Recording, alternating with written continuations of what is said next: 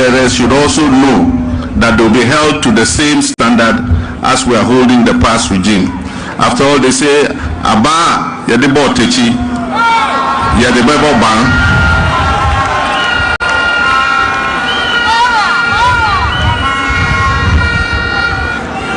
Next week, the oral committee that I set up is going to present its report to me, and I'll refer it to the investigative organizations to start their investigations against people who have misappropriated the resources of this nation.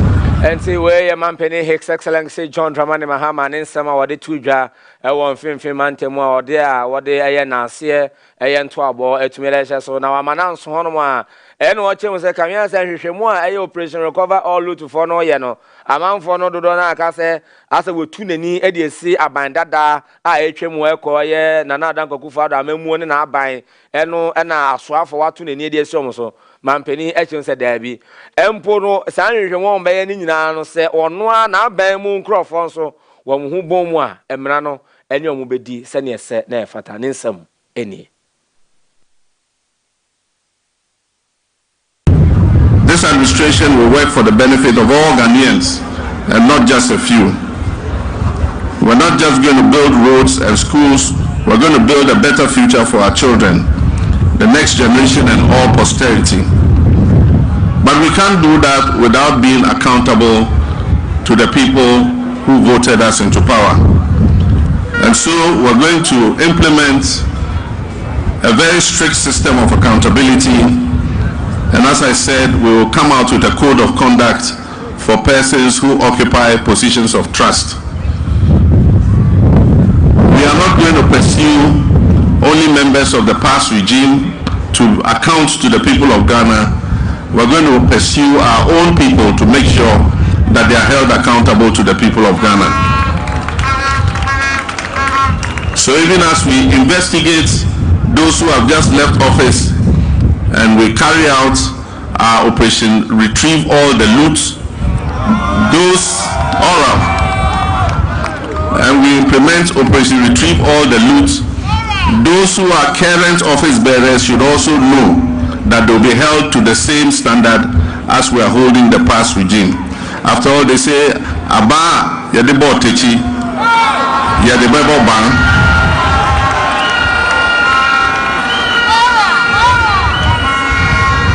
Ghana man Penny Hicks Excellency John Dramani Mahama and what is answer me at the two a jana. Wamanans Honoma as answer Wakwano and Nasia. And I war they come out this year one more a war a year and Finfimantemo. Was share yen and Nasias a year a Crobona Seno, or shall say a war a year from Mantemo Emu and Obetremu, a quatoyamantemo, Fiat Toyamantemuno, and I will be see a year and Finfimantemo. And no more, and a man Penny Hicks Excellency John Dramani Mahama air talk also, adding in some idea to the say a year free senior high education, a year free SHS no. What you say, senior was share bo na wakaya no.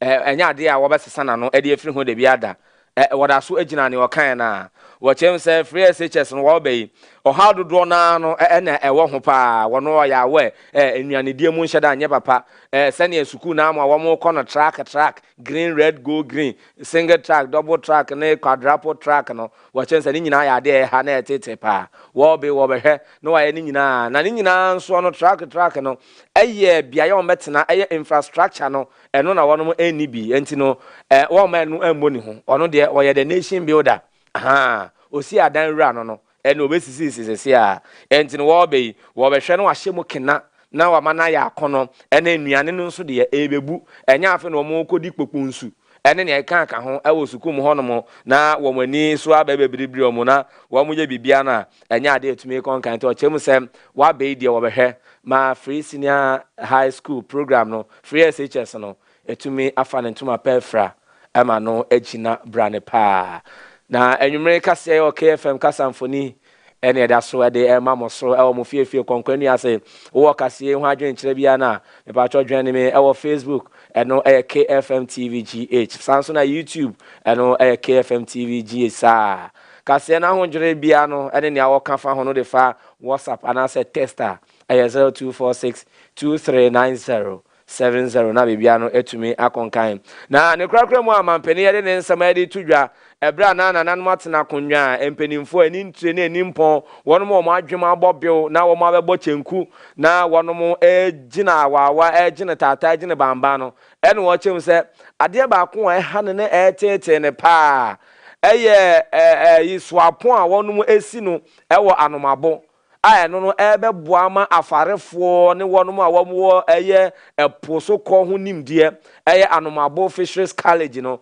kamia se womo agya na agya mu adan no mpode womo awia ne sa aka akade bi no womo de begumu ma na tumi awie peye no eno ene se bepem ne adane daare anwe ne se a mpanimfo ento mani enko ho enti wa be di wo behwe na wone eye aso no mo hwe esika asam so ene mpanimfo wo man kane mu na wo ma pefoto bi akọ na anomabo fisheries college no so no wo matumi ahwe na animanim ya no mo awie na ahyase eye adwuma na wono mo kọ eye eposo anasa afarefo yi wo mbenya nimdie ni suehunu eba ne yensuo mu nam ho adwumadie so a na bibia no etumi akonkan Ghana man Penny Hicks Excellency John Dramani Mahama Rock ya ona ni generator or borehole air conditioning ya ewo dan akakakra ni phase 1 asane atwa phase 2 no so Jabra yeye campaign me kai when ye ba example of abandoned projects e wo Ghana wo Ghana nyina sa I just say projects are here yeah, to any from back. Yes, so yeah, also, and the Munyamo and yeah, the party from here to us. Yes, I'm not professor. We say we're cutting our nose to spite our face. It's a share of what's in the main project. Yeah, Ghana for tour Apple. NDC the chassis, and not MPP the chassis. Yeah, my mom, the Olympics can't near to us.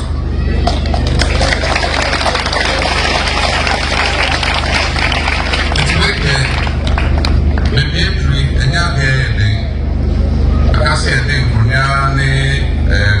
the sheriff 40 will near the identity system. Now, I was to the lesson. Now, they are teaching 40 lecture of my dear and their day at the boom. Now, yeah, fine at the walk campus. Piano, now and Padana, no master thing, it's my culture fisheries minister, Yamita. Election year, near budgets, a train, my election be a son of mindful for a man, and the year budget. Things a fee budget, every instrument, much, and finance minister in the parliament. In the case, my country fisheries minister, so, what kind of no problem. Now on the finance minister enti we Ghana man Penny Hicks Excellency John Dramani Mahama no wode nsem ye de tu dwa ne nyina no eye enase eye ntoabo a wode ahye so e wo mantem ahodo ne nyina na wo do mo ase se wo mu gi twi eje kirada efi akomapem ne adwempem ekoto aba ede ma no ono man Penny Hicks Excellency John Dramani Mahama ma emfimpe no ena duo no ena aba ye kokoto ye no enkunimdie tumi koma no na waba be ye man Penny won fimpe no ena duo no enum nte ho aseda ena ode ma mo sansan Penny fo so nipa ye ade a wasaye yi onyi na ya mense ne din de biara dante enum nti ye be di akire na mantem ahodo a eto aso a obekọ no nso na no ehon nsem ebetodwa ho ye mfa nkame ya hwefo ye tiefo Ghana de hye cheche ne benche ye ene obibia enwumre kase o KFM kasamfoni nso enam da so tie adwam amede eson na KFM Musical Center Talent Microfinance Databa Tech Hub madaroma enam agi adwa me to nsem na pete ede ama mo se na kueni eto obro pete ewo na asase so ene enwumre na ye nto akase no so na yenko asantemantemu na asantemantemu soafo eye Dr. Frank Amwakohene ene o kire mo se ade ba akon ya tete na ya tepo pa man Penny Hicks Excellency John Dramani Mahama any NDC amanyoku ne hawmo eye fam gudi a yetunu a emfam na kwan so ye hyase ema ye nsuo aniwa ya se ni nyina ye wie ye tu ade asi epo ahodo a eja ye nananom gya ma ye a obedu ho obetisa no ma ayi akokɔhwe de kro se obedu epo no mu ohu epo no mu emu da ho han esum bia ni pom ho enom na aye Dr. Frank Amako hina asante mantemu eso afo akyem se wo ma obi biara wo tu fom agudie ewo epo bia mu na otwemie no 2 weeks ultimatum aha na ese bosum ye wie ye pe obi emfiri ho wemfi ho no ma ayade amra ene obedi ne esefata ose anu eche no woni mantem ahodo a etwa aye asante mantem ho ahia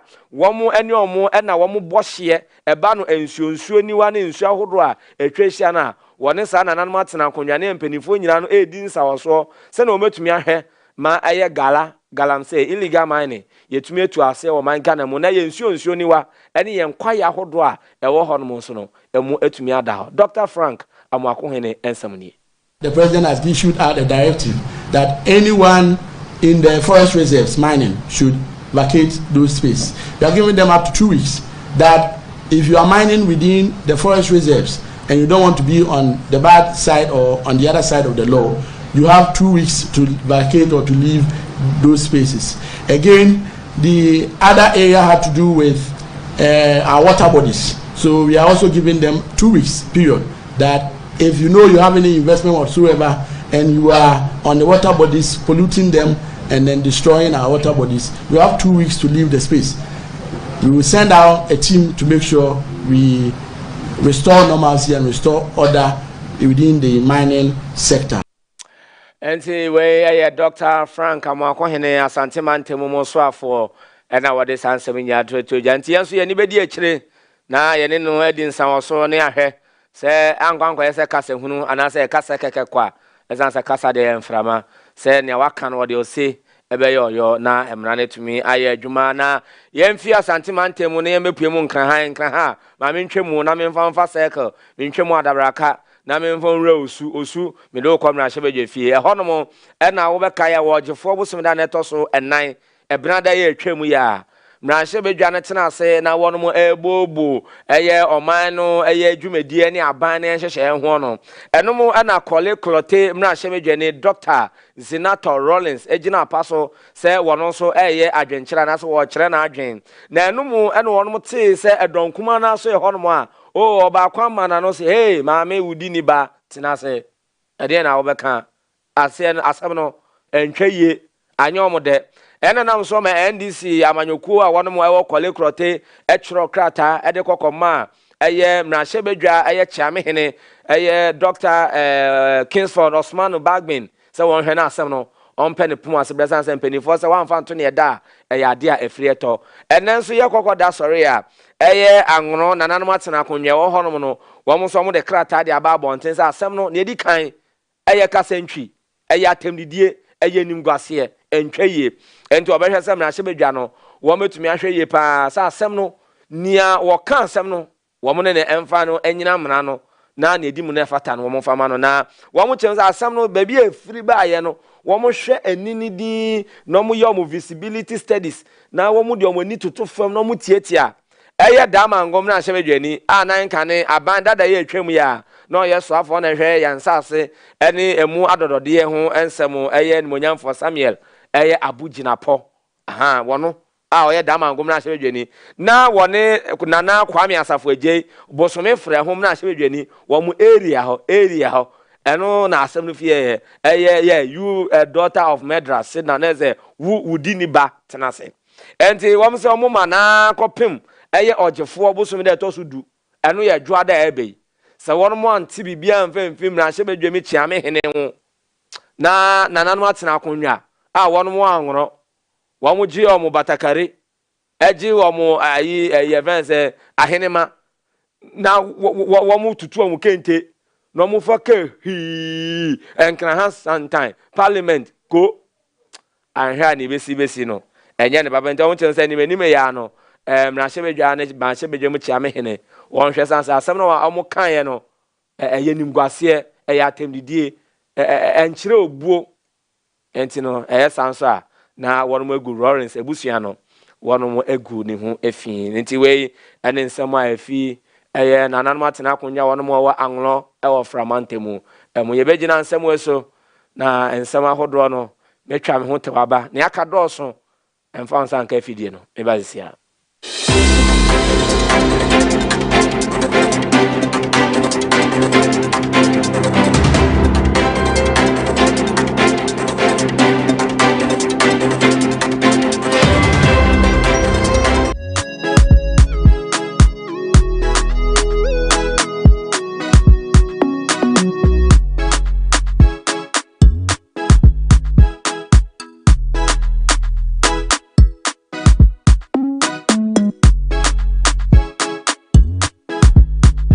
Good morning. Good morning. You're welcome. Thank you very much.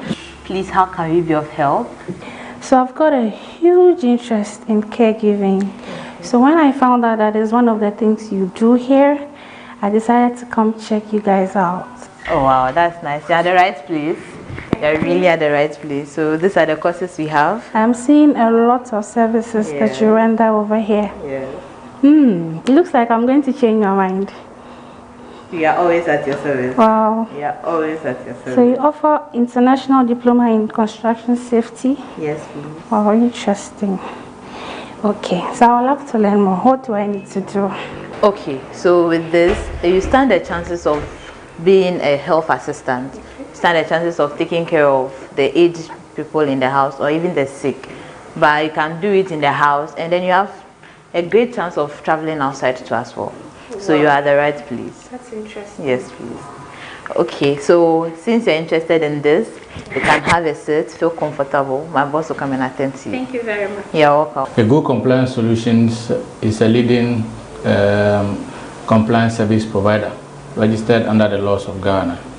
So our mission is to empower businesses, especially the small-scale businesses, guiding them through the implementation of standards that meet international requirements, whilst also complying to state laws and local legislations. Our vision basically is to become Ghana's leading compliance service provider, dedicated to setting quality standards for small-scale businesses across Africa. We pride ourselves in transparency, accountability, and service. Then we have our services being certain standards for businesses. They train me in a way that I can prevent accidents. And even when there's casualty at work, the measures to take to prepare the one who found him or herself in that position. First aid. I encourage all of you, CEOs, company owners, employees who want to do courses, professional courses to build their CVs for other opportunities, both here and abroad, to come and enroll with Go Compliance Solutions. I am very glad to have been part of this training. So as a safety officer, I have learned a lot. It has opened my understanding to the work hazards that happen at the workplace, risk assessment when it comes to safety at the workplace. A lot of the time you find out that some workers are not wearing the right protective gear when they are on site. A lot of times there are safety measures that are not being taken seriously at work. So as a safety officer, I have learned to be widely knowledgeable ahead so that I can find out the risk, I can find out the threats and anything that poses a problem to my workers. This will help me to ensure utmost safety for my workers and my employees at the workplace. Also, I have also learned how to pick the top quality, appropriate protective material for my workers that will help enhance the general safety at the workplace. Go Compliance Solutions is located at Hot Oven on the Afienya Mataiku Highway.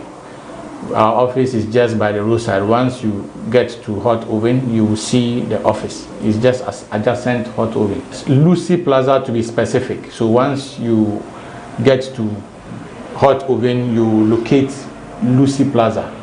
We are there in the second floor. So our offices are open from Monday to Friday, 8 a.m. to 5 p.m. daily. except for weekends. We don't work on weekends. So anybody who wants to do any form of enquiries. So you can call us on 0249 261175. 0265 130406. 0265 130406. And visit our website at www.gocomplianceghana.com.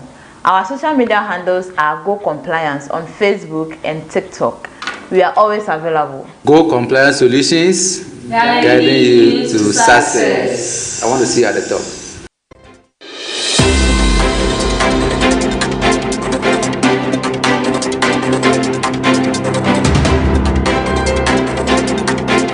Ente busia ma mensa ma munyina kwa ba biom na anwumre kase o KFM kasamfoni so na mda so tie adwam ade ma mo no wo Ghana ha wo hwe me o kasamfoni so ofefe konkwanias offices na bibia abef adaroma no ye KFM TV GH o Facebook YouTube ente Ghana de shebi no mo tubata e konkro bi te se motroponyo Los Gos Birmingham City Afghanistan Pakistan Uzbekistan Finland England Zinland Argentina Botswana China Elmina na afi choko no wo nyina na anwumre wo mo hwe kase bi na yenko yento ansem no so na yenko ablekuma not abato one person so eho no mo na otwe mu yehu ye se ba ko se mani aso the New Patriotic Party MPP abanyokuo no maami e wono na gine mu de mo mra hye bedwa akonwa no so mani aso. I'm grateful.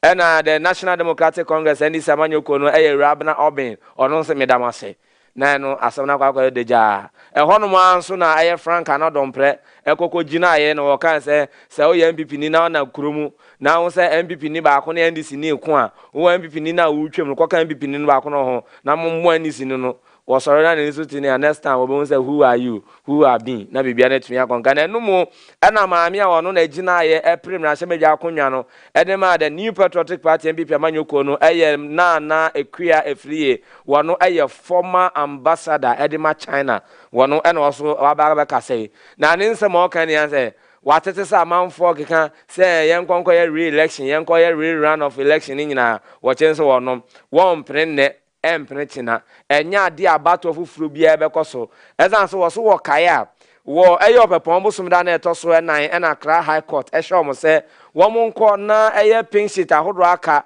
wo abato mpeso no polling stations enan na aka no wo monko keka ni nyina mfansi ani na wo monfa nka ne wo ho no ho anko tentam enu echire opepon busum da na etoso dunson wo mo san hye omo a na enu no mo hyehye no mo so dawe Sada no kamia se nyabra se na etutu asan beba ho ntino security intelligence eno ntino mo ntwe anko collation no ene se eduemu ya bepem na ye hu abaye asem no pom asebreze se ablekuma not obi biara ni mra hye beje fi a wo ginemu etumi ede amaomo ena ekwe phrase e kyerem se enya de obepene ne echna na o matumi aye election bia e wo mpeso ano so ne nsam ni ago we got up in the morning and saw billboards of my opponents all over and all around. Thank you, billboard. So people were asking, why? We know we voted for Honorable Kwefi. We collated the thing in the glare eyes of everyone, and we saw the complete collation. We had a screen put at a vantage point, and we collated for people to see. And we saw that she's the one that won. What is going on? Why the billboard? Thank you, billboard from our opponents. And it was going too much because my opponent put it on Facebook, all the social media. And so the calls were kept on coming. And then this morning, I realized that a lot of people were right in front of my gate they wanted to ask me why this is going on because they know they've also collated and saw that I won. So then quickly I called the leadership to come and speak to them.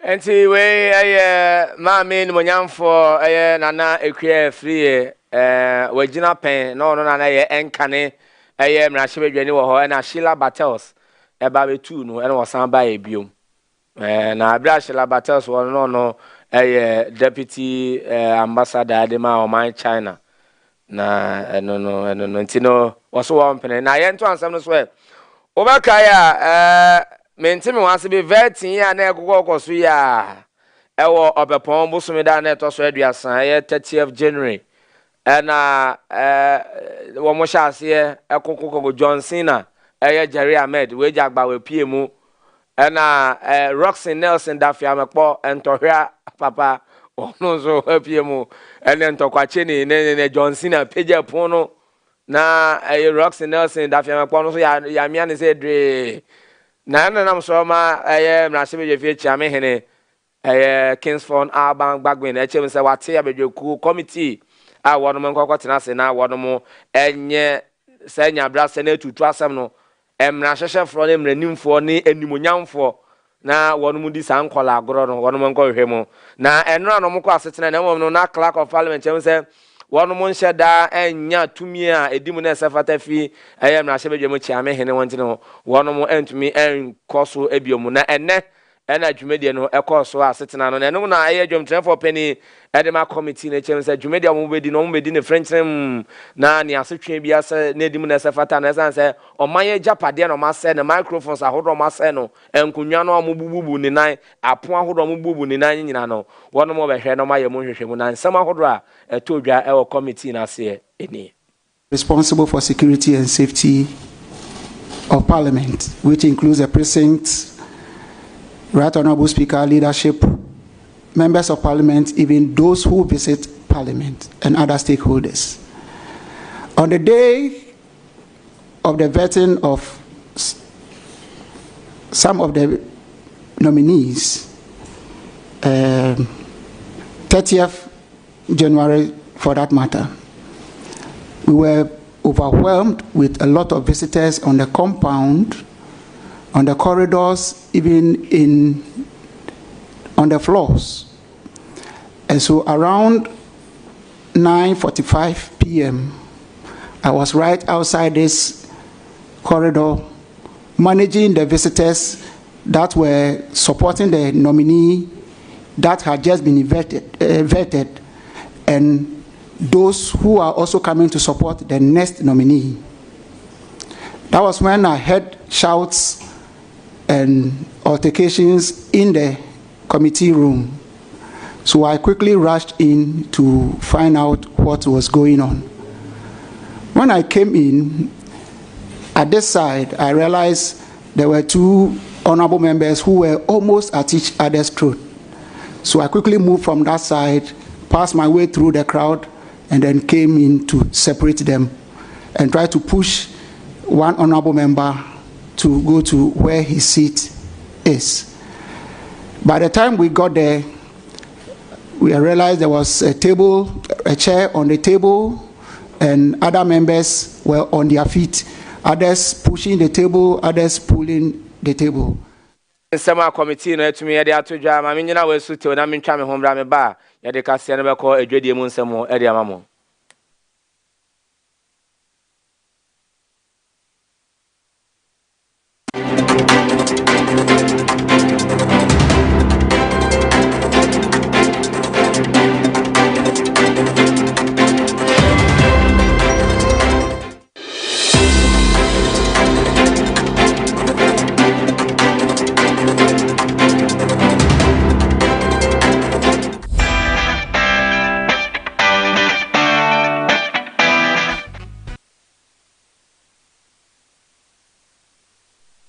Enti ebusunya ma mento akase no so na nwumre mfama na menko adwade nsem na enkane soafo anase a ono na hwe yen sikasem so ewo man kane mu Dr. Mohammed Amin Adams wono ene wode abetuja no chem se enye asoyom no mo hwe yen sikasem so wo mo ahyede se wono mo ebe mesika se wo mo ntofango emfa engu yen generators ahodra yemu etumi buama ye nyanyinam kanea ewo man kane mo enti sa asobo no mo de mo sa aso no mo hwe sika sem so wo mo no man yiska wo mo no ma maska no what you say amremu and your mojumede and some Dr. Mohammed Amin Adams at the two journey of view that you are expressing. First of all, the Ministry of Finance is not supposed to buy fuel for power generation. You signed the checks there. You don't. Okay. You are not supposed to buy fuel for power generation. The Ministry of Finance only comes in to help. Okay, the sector is supposed to generate its revenue, which will be used to buy fuel. The Ministry of Finance is already taking a large chunk of the fuel burden. The Finance Minister pays entirely for Sankofa, the gas from Sankofa, which is the largest source of fuel for power generation. The Ministry of Finance has been paying it. Okay, the Ministry of Finance is not supposed to pay for Jubilee gas. Ghana Gas is supposed to pay. But there have been times the Ministry of Finance came in to bail out Ghana Gas. Okay. The Ministry of Finance is not supposed to pay for the Wakfi pipeline. GMBC is supposed to. Dr. Mohammed Amin Adams, one and I can swap for here, Sikas and so our man can in some of the Atujami. Chamun tell me ba, no Gako Yaka Siena or Nigerian Samu at the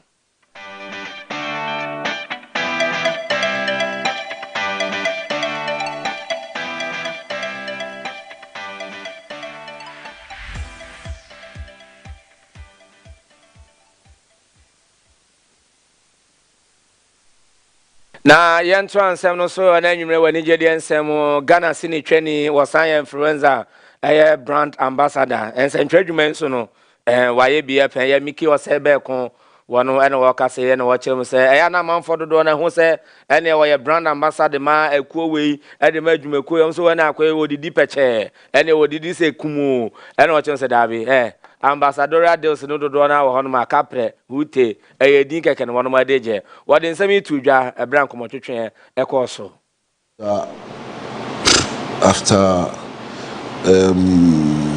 doing the contract, you know, I shot TV commercials. I saw billboards of me everywhere in the country, and all that I had was 15,000 cedis. Yes. And that was it? Yes. So I needed to take it up, speak to people in the top level of advertising for them to even step in. And my asking for the increment or being paid according to how they are exposing my image to market their product got me kicked out. But the ads are still playing. Well, I've not seen it anywhere. If I see it, maybe I'll take an action. But the billboards have been changed, for that I know. I don't monitor a lot of television to see whether they still play it or not. After the contract was cancelled, I saw it a couple of times. But in this country, when you start doing that, Miki or say bear one or also didn't send me at the Atuja. Imagine I was some somehow one in Yano and then you may at the person said you may no Siabrama can Cassia or KFM Casanfon no Medina no Eddie ABC. My main fast at PSA from my Thailand microfinance. So almost so much and Batosica Crabia, Bacopa, Bawamo Air, my Sika Summit to me, Gina Brand, and Abiano to me, Aconkai. To Anamona Church, Quine, our Mantemu, Edunina, and Siena Canon Penifogus, Yejuma, say, Monsanso to me, Akayente bra, now one year, ebedi ejuma, Dadaba tech house, I mean, can't you say, Tipayana to Argentina to say, ye Valentine credit, I mean, Coto, Valentine, then I'm in the coach me dofo, and then I'm coach mammy, Macodum Crea, Mempanada, and you'll be a half an army, I know me secret admirer, Biano Bacho, Dadaba tech house, I mean, can you say, relax, I come to Yemo.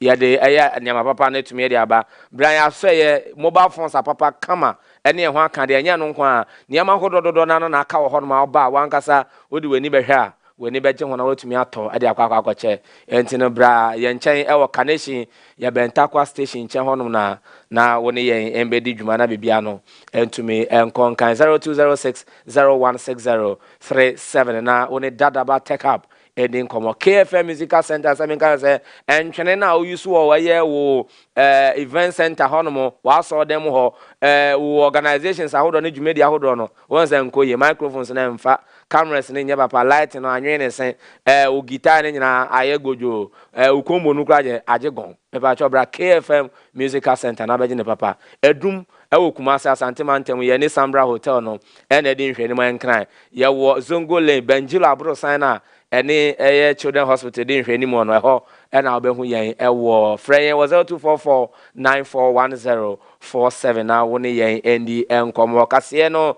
ne edi mu akotin bie ne Ghana Mampene His Excellency John Dramani Mahama echire mu sa wo ben free SHS no wo be hye mu kena wo be hwe ema na ye kama na bibia no etumi akọ enkan Asante Mantem so afọ wano na ama mutu fam agudie ewo yen kwaye ne yensu ahodomo enefua eye baba ko du ennan se wano mo be sore fi honomo enye sa ne beto mo enye ensam dodo na eka we hu ana edi hwe na edi tie ena nwumre me jebre na adache ede ebe somo mi kwai ma me mfa happy birthday sonkopa sweet beautiful fantabulous birthday en confirma Mimi Esiedua Kesten Mimi Esiedua Kesten o 5BN Bema Camp oye soje ni ba kama osono otwede ampo basa ya dom ohira awo nipa entumi endome no wo nhira na onye okese wonyiwu emfemfi adomo emfanko adomo efi wankasa wonua wadamfo twotwomutwo wade nyina Mary Akpalu dakwa ena wase yemfa emma wanti no Mimi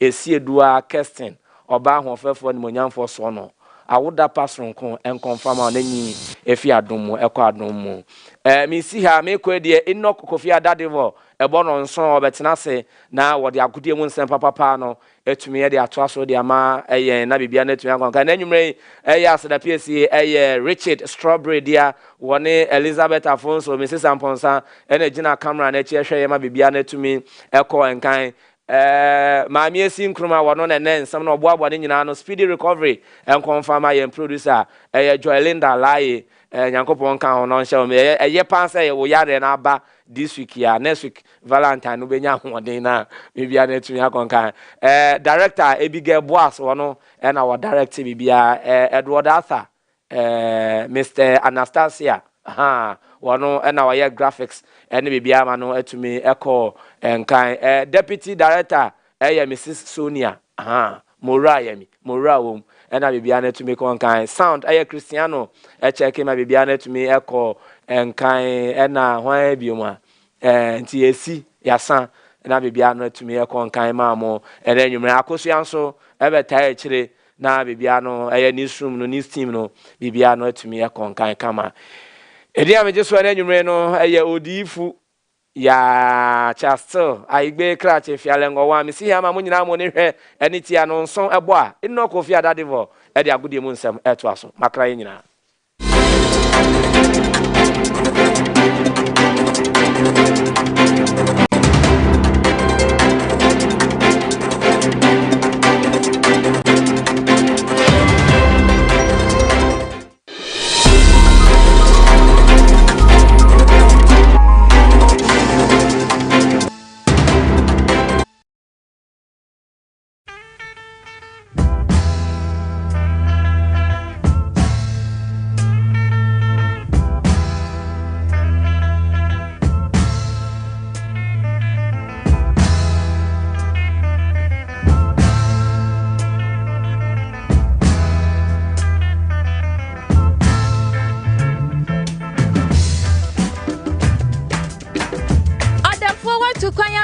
Asante Mantem Kumasi na se wo pe baabi age wa home a ana se wo ye wedding na wo pe baabi akwadu honeymoon wo ne wo sweetheart ya fa wani echre o answer Plaza Lodge eho ena wo ba ya be ma bed and breakfast na ye dine so ubenya fridge and televisions a ubenya channel bia wo pe ye wo AC enso wo dining nyina mo double bed telephone wo de be free receptionist and answer for services ye adwuma 24 hours enti wo free ya na ye du wo dan ya no dada enso ohia eye hot water enso e wo dining nyina mo na wo ban so a ye car park esu say kakra a wobenya baby apake oka wo bedama wasum adwowo na yembo ne so de meni abobo eda fomboko hwehwe o Answer Plaza Lodge ya twi kwan ya wonya kokusi Amwa Street at Dome Prison Yard Runabout opposite ADB.